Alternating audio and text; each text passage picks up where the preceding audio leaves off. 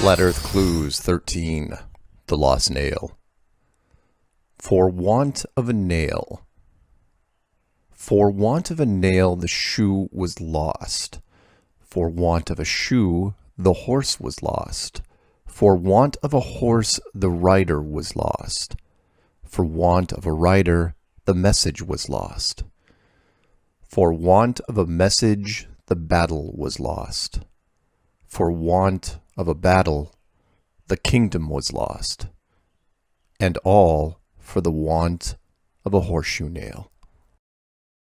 Every day I take part in the war against mainstream science, looking for the small cracks in the defenses, looking for the nail that could tie it all together. People sometimes ask me, what would it take to get me to renounce my belief in flat Earth? What proof could be given to me? I found my own answers frustrating, because they seemed far out of reach. Most involved a mainstream space agency rocket with a 4K camera attached. Some even suggested getting NASA to take a flat Earth member into space. Bold, but unrealistic. I started revisiting older ideas, and it occurred to me that maybe I should be thinking smaller. I needed a test that could be done here on the ground, where just about anyone could participate, but still be tied to a space program. What I settled on was the astronaut suit.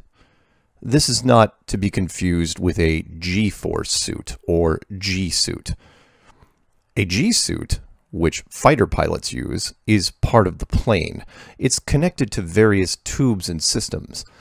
The self-contained astronaut suit, objectively, is probably the most remarkable piece of engineering in the world. Let me explain. Consider what the astronaut suit, or spacesuit, does. It protects from extreme heat, extreme cold, maintains oxygen levels, humidity levels, has a communications array, and, most importantly, has some sort of compression system that counters the massive vacuum force of space, accomplishing this through a high-end microprocessor, runs completely off battery power, and it has never failed. Now, even if you could believe the perfect performance record of the spacesuit in 2018, consider that it worked just as well in 1969 with almost no computer technology and far less efficient batteries. Now, this is where things get strange. This magical spacesuit, this miracle of modern technology, where do you think it's tested? If you ask anyone tied to NASA, they'll tell you it's tested in water. And yes, we see lots and lots of video examples of astronauts training in deep swimming pools next to exact replicas of the space station. And you say that's not strange at all. We just take it for granted that some of the testing is done in the pool because it simulates being weightless. This, of course, does nothing for the vacuum part because the water is trying to get into the suit. In space, it's the opposite. The air in your suit is trying to get out under immense stress. Now, one would think that eventually, to truly test the suit, you have to walk into a vacuum chamber here on Earth. And we do see a suit tested here, but no one is in it. And here, well, no.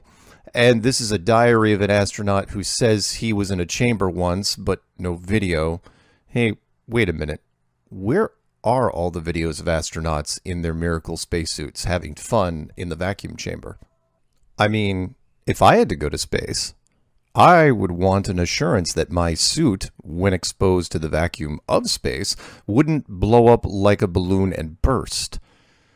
You're telling me that 50 years after it was invented, the only video we have is this? 1 minute long, tethered, suspended by a harness with no independent verification? You're not testing the suit because the suit doesn't work. It can't work. It's a phantom technology that you can only show on camera, like Star Trek or Buck Rogers. It doesn't work because there's no technology to keep a fabric suit safe against a vacuum. So you skipped the tests and just went straight to the space footage, and no one noticed. And if the suit is hollow, then all the missions that show the suit are hollow. And if the missions are hollow, then so are the astronauts and the entire agency, just because you didn't spend the time to fake a test for the public. See where the proverb comes into play? The suit is the nail, and NASA is the kingdom. I'm so confident in this claim that I have made it my new challenge to anyone in the scientific community that can pull strings. Several universities have vacuum chambers, and this isn't a stretch for NASA. No rockets, no space station, just a suit. Well, 2 suits, because I'm not going in there alone. One for me and one for a scientific volunteer. You have faith in science? Time to put your money where your mouth is.